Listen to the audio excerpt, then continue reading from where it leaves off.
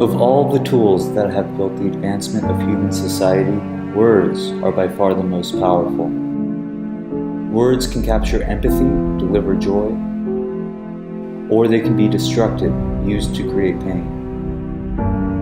Today, words overwhelm our networked society, flooding us in the form of 34 gigabytes of information each day.